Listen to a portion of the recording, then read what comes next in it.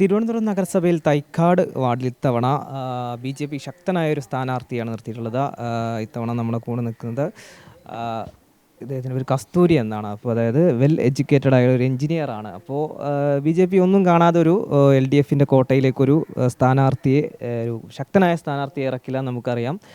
Sir, എങ്ങനെയാണ് ഇത്തവണ നമ്മൾ BJP ഈ നഗരസഭ പിടിച്ചെടുക്കുന്നുള്ളൊരു വാശിയിലാണ്? സാറിൻ്റെ ഭാഗത്ത് എങ്ങനെ പ്രചരണം എങ്ങനെ മുന്നോട്ട് പോകും? പ്രചരണം വളരെ ശക്തമായി മുന്നോട്ട് പോകുന്നു.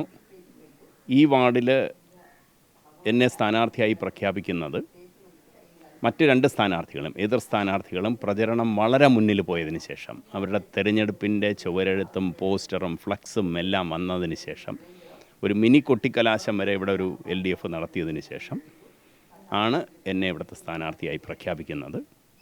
അതുവരെ എന്നെ സ്ഥാനാർത്ഥിയാണെന്ന് എനിക്കറിയില്ല. ഞാനിതിന് പിന്നാലെ പോയവനല്ല. എനിക്ക് സജീവ രാഷ്ട്രീയത്തിൽ പ്രവർത്തിക്കണം എന്നുള്ള ആഗ്രഹമില്ലായിരുന്നു. ഒരു തികഞ്ഞ ഒരു ധർമ്മ പ്രവർത്തനം നടത്തിക്കൊണ്ടിരുന്ന, സോഷ്യൽ സർവീസായിട്ട് ചെയ്തുകൊണ്ടിരുന്ന അങ്ങനെയുള്ളവരാണ് ഞാനും എൻ്റെ ഭാര്യ ലളിതയും. പക്ഷേ ഞങ്ങളുടെ അടുത്ത് BJP ആവശ്യപ്പെട്ടത് ഇപ്രാവശ്യമെങ്കിലും തിരുവനന്തപുരം നഗരസഭ BJP അധികാരത്തിൽ വരണം. അതിന് ഈ ചുവന്ന കോട്ടയായ തൈക്കാട്, പരമ്പരാഗത കോട്ടയായ അവരുടെ കോട്ടയായ തൈക്കാട്, ആ കോട്ട ഇപ്രാവശ്യം പിടിച്ചെടുക്കണം. ആ ദൗത്യം എന്നെ ഏൽപ്പിച്ചു. ഞാനത് അപ്പോൾ അതിൻ്റെ കാരണമെന്ന് വെച്ചാൽ, നാട്ടിൽ വികസനം നടക്കുന്നില്ല. കേന്ദ്ര സർക്കാർ പറയുന്ന പല പ്രോജക്റ്റുകൾ, അതിന് ഒന്നൊന്നായി ഞാനെടുത്ത് പറയേണ്ട ആവശ്യമില്ല. നൂറുകണക്കിന്, 100-ൽ കൂടുതൽ പ്രോജക്റ്റുകളുണ്ട്.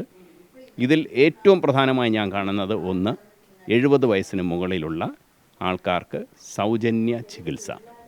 ആ ഒരു പ്രോജക്റ്റ് പോലും കേരള സർക്കാർ നടപ്പിലാക്കുന്നില്ല.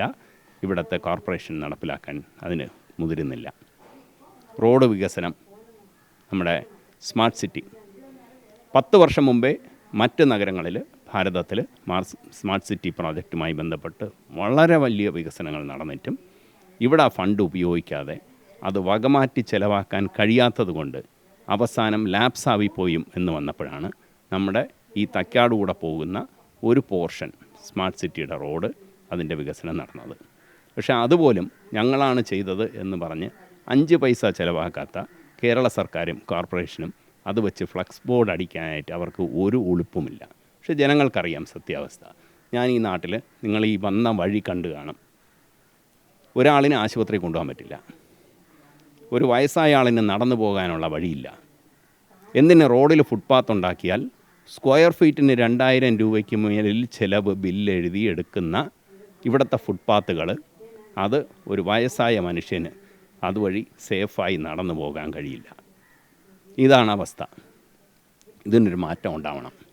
ഒരു വികസിതമായ അല്ലെങ്കിൽ ഒരു വെൽ ഡെവലപ്ഡ് സിറ്റി എന്ന് പറഞ്ഞാൽ അവിടെ ആദ്യം വേണ്ടത് വയസ്സായവരുടെ സുരക്ഷ, കൊച്ചുകുട്ടികളുടെ സുരക്ഷ, വികലാംഗരുടെ സുരക്ഷ, അങ്ങനെയുള്ള കാര്യങ്ങൾക്ക് ആദ്യം ഊന്നൽ നൽകണം.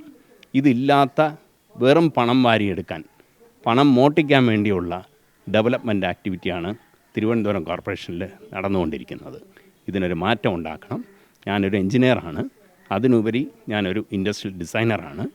അങ്ങനെ ക്രിയേറ്റീവായിട്ട്, ടെക്നിക്കലായിട്ടുള്ള എൻ്റെ സ്കില്ല് എനിക്ക് ഈ നാട്ടിന് വേണ്ടി ആസ് എ സർവീസ് എനിക്കത് ഉപയോഗിക്കണം.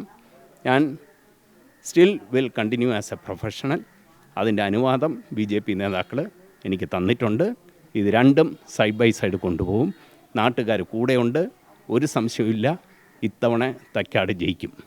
ഇപ്പോൾ നിലവിലിപ്പോൾ LDFൻ്റെ കയ്യിലുള്ള വാർഡാണ്. അപ്പോൾ എന്തൊക്കെ പോരായ്മകളാണ് നിങ്ങളിപ്പോൾ പ്രചാരണത്തിൽ ഇറങ്ങുമ്പോഴും ഈ ഒരു വാർഡിൽ നിന്ന് നമുക്ക് കാണാൻ കഴിയുന്ന എന്തൊക്കെ പോരായ്മകളാണ് ഇപ്പോൾ കാണാൻ കഴിയും? പോരായ്മകളെ ഇവിടെ ഉള്ളൂ. ജനനം മുതൽ മരണം വരെ, അതാണ് ഈ വാർഡിൻ്റെ പ്രത്യേകത. ഏറ്റവും കൂടുതൽ കുട്ടികൾ ജനിക്കുന്ന സർക്കാർ ആശുപത്രി, വിമൻ ആൻഡ് ചിൽഡ്രൻ ഹോസ്പിറ്റൽ, പ്രസവ ആശുപത്രി എന്ന് നാട്ടുകാർ വിളിക്കും. കഴിഞ്ഞ 10 വർഷം ഗട്ടറുകൾ കൊണ്ട് അതിൻ്റെ അത്രയും ശ്രദ്ധിക്കപ്പെട്ട റോഡായിരുന്നു ആ ആശുപത്രിയിലേക്ക് വരുന്ന വഴി. ഒരു പൂർണ്ണ ഗർഭിണി എടുത്തുകൊണ്ട് ഓടി വരുമ്പോൾ ആശുപത്രിയിൽ എത്തിക്കുന്നതിന് മുമ്പ് തന്നെ റോഡിൽ സുഖപ്രസവം വാഗ്ദാനം ചെയ്തിരുന്ന റോഡ്. ഇതാണ് ഈ ഗവൺമെൻറ്റിൻ്റെ ഒന്നാം തരം ചികിത്സാ സൗകര്യം നമ്മളെ നാട്ടിൽ കൊടുത്തത്. കോർപ്പറേഷന് താല്പര്യമില്ല. ആ ആശുപത്രി ചെന്നാൽ വെള്ളമില്ല, കുടിവെള്ളമില്ല, അവിടെ ഒരു വാഹനം പാർക്ക് ചെയ്യാനുള്ള സൗകര്യമില്ല. ഇനി ഒരാൾ മരിച്ചു പോയാൽ പോകുന്ന ശാന്തി കവാടം, ശാന്തി കവാടത്തിൽ വാഹനം പാർക്ക് ചെയ്യാൻ സൗകര്യമുണ്ട്, ഗേറ്റ് പൂട്ടിയിട്ടിട്ടുണ്ട്. ഒന്നിൽ കൂടുതൽ ഡെഡ് ബോഡി ഒരേ സമയം വരുമ്പോൾ അവിടെ ഒരു കഞ്ചഷനാണ്, ടോട്ടൽ റോഡ് ബ്ലോക്കാണ്. ഇങ്ങനെയുള്ള കാര്യങ്ങൾക്ക് യാതൊരു ശ്രദ്ധയുമില്ല. ബാക്കി നമ്മൾ ഈ വന്ന വഴി കണ്ടാൽ അറിയാം, വയസ്സായവർക്ക് നടന്നു പോകാൻ കഴിയില്ല. 45 ഡിഗ്രിയിൽ കൂടുതൽ ചരിവിൽ വെറുതെ ടൈൽസ് ഒട്ടിച്ച് കാശ് ചിലവാക്കി ഉപയോഗമില്ലാത്ത നടപ്പാതകൾ, ചറുകി വീഴുന്ന നടപ്പാതകൾ, ഇതാണ് ഇവിടുത്തെ അവസ്ഥ. അപ്പോൾ ശുചിത്വമുള്ള ഒരു വൃത്തിയുള്ള നഗരം, റോഡിലിറങ്ങിയാൽ പട്ടി കടിക്കാത്ത നഗരം, ഇതൊക്കെയാണ് ഞങ്ങളുടെ പ്രാഥമികമായ വാഗ്ദാനങ്ങൾ. ഇത് കൊടുത്തിട്ട് വേണം നമ്മൾ ബാക്കി കെട്ടിപ്പടുക്കാൻ. ഇവിടെ ഒരുപാട് കാര്യങ്ങൾ ചെയ്യാനുണ്ട്. ജയിച്ച ശേഷം ഞങ്ങൾ നാട്ടുകാരുടെ സഭ കൂടി കാര്യങ്ങൾ തീരുമാനിച്ച് ഒത്തൊരുമയോടുകൂടി നാട്ടുകാരുടെ സഹകരണത്തോടുകൂടി ഇത് നടപ്പിലാക്കും. അത് ഞങ്ങളുടെ വാഗ്ദാനം.